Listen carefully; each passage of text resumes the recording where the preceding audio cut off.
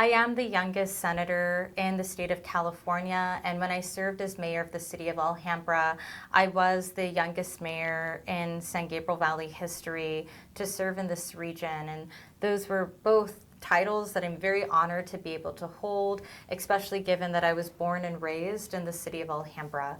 I want young people to know that if they are interested in serving in government and public service, that they should continue to not just focus on their studies, but also look at ways that they can be involved in their community.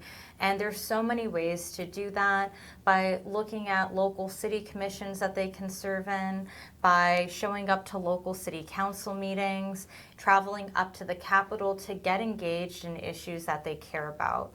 I really took it upon myself when I was a student in college to not just study in the classroom and get involved at my school and locally on campus, but I also really took my studies and applied them in real life by traveling up to Sacramento and really getting involved in the legislative process because I was very interested in doing that kind of work.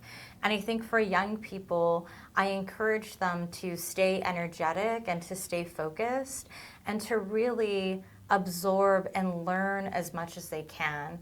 I've also been really blessed to have really incredible mentors and leaders in my life that offered me guidance. People who not just worked in government, but worked in the business sector and worked in various different fields that offered me advice and guidance. And so I encourage young people to also take that wisdom from their elders and apply it to their own life so that they're able to grow and succeed.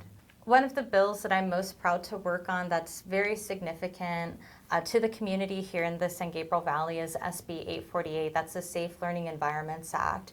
And this is a bill that I brought forward after several lawsuits were filed against Rosemead High School.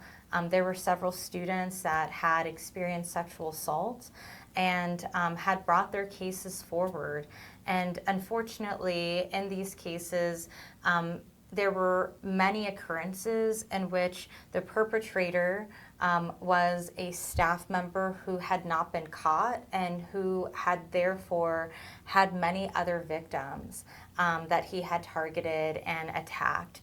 And this was something that I found to be highly disturbing and highly concerning. And so we brought forward legislation that is going to hold these individuals accountable, and it creates a database system so that when schools are hiring employees and hiring staff members, they're able to see if somebody is being investigated for a past case of egregious misconduct, so that even though somebody tries to leave a school district while they're under investigation, they will not be able to just move on to another school. That other school will know that they're under investigation and know that they should not hire them.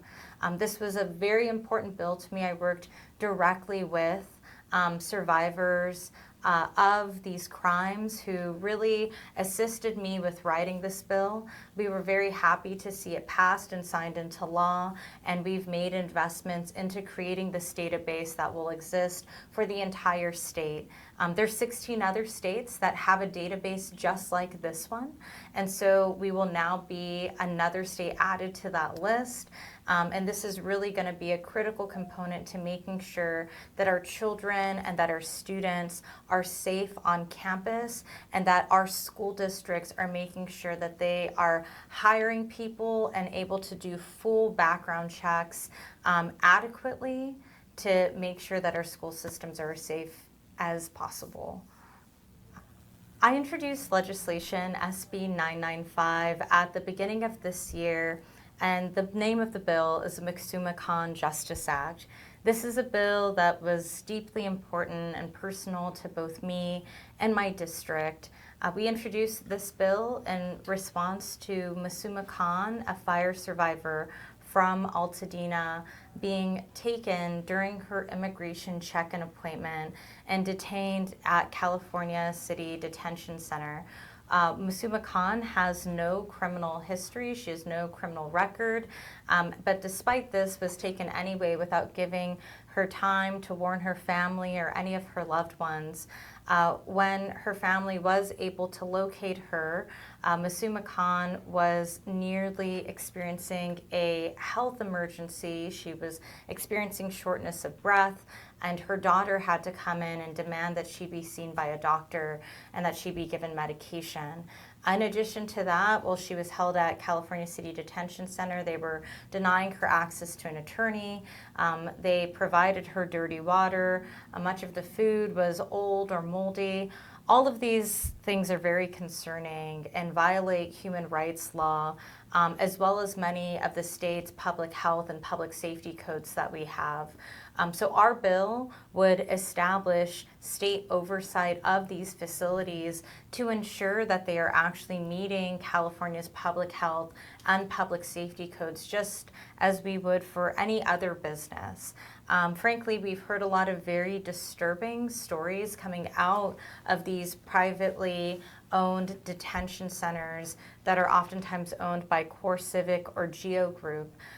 We've heard cases of people being put in cells in close quarters with other people not being provided any sort of blankets. Many people get ill very quickly, and oftentimes they are being denied access to healthcare services. These are not the way that these facilities should be treating people at all. And we've even heard some individuals refer to them as detention camps and concentration camps because of how poorly these facilities are being run and being operated. We consider this to be, very, very serious concern, given that this has happened to one of our constituents, and we've heard stories from other individuals that have family members that have been impacted by this, and really see this as a tool to create oversight and accountability of these locations. So our small business community is so critical to San Gabriel Valley's economy, as well as the culture of San Gabriel Valley. So much of the experience that you hear that's celebrated here in the SGV is one that's focused particularly on our small restaurant communities, our small mom and pop owned restaurants. The state has a program through the governor's office. It's referred to as GoBiz. They offer free services, free support services to our small businesses. We always encourage our small business community to utilize some of those resources. If individuals have questions about how to contact anybody from GoBiz, our office is very happy to facilitate that conversation and to help with making that connection. In addition to that, there's been several efforts that our state officials and myself have led. I was a co-author last year of a bill to address some of the frivolous lawsuits that we've seen that have targeted small business owners, particularly small business owners that have small violations of ADA law, such as, for example, a toilet paper roll being installed a 1/4 inch too high or a 1/4 inch too low.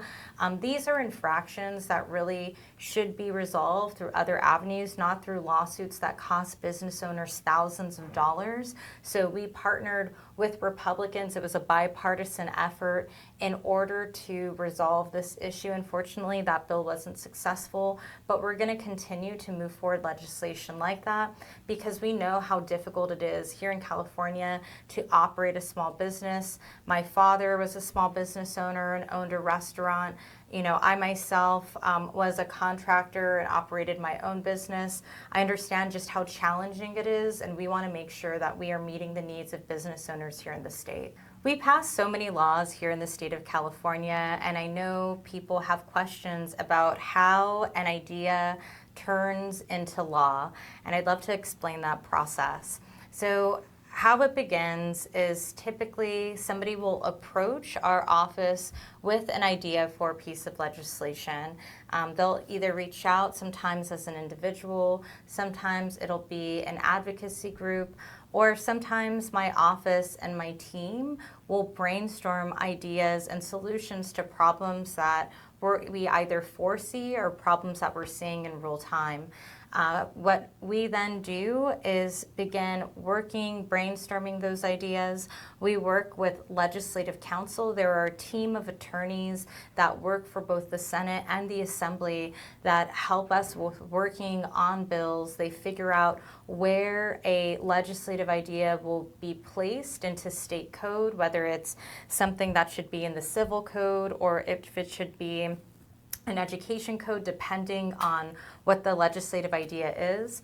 And then from there, we begin to produce drafts of the bill. Once the bill is in a strong draft form, we typically refer to that as an RN. We feel comfortable with bringing that piece of legislation forward. We'll then cross the bill, and the bill is assigned a bill number. After the bill is assigned a bill number, it goes through the Senate rules process, and Senate rules then looks at the bill and the kind of jurisdictional areas that it's touching, and then it is assigned committees. And so depending on the bill's idea, it might be assigned to a committee like education or natural resources or energy. And then as it goes through those different committees, it's receiving amendments because committee staff, as well as the members of that committee, are providing feedback and amendments to that bill. And so each committee, it has the opportunity for amendments and for feedback. A vote is taking place. It must make its way out of each committee by receiving a majority of the votes. If it is a bill that requires a 2/3 vote, then it'll need 2/3 in those committees.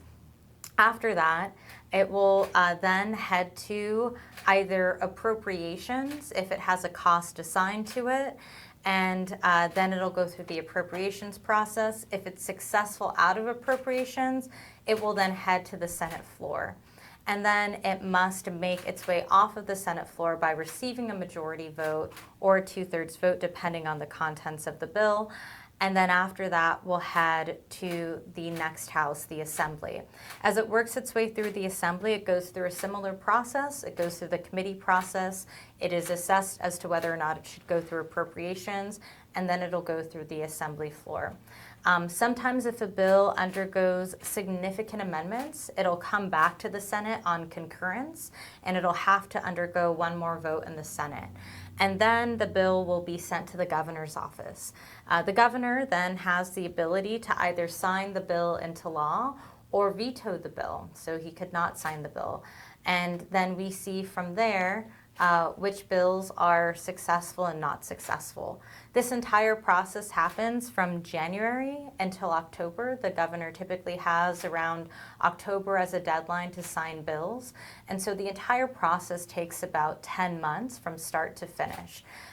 Bills that have urgency language in them require 2/3 vote. But if you get enough votes, if they are signed into law by the governor, they go into effect immediately.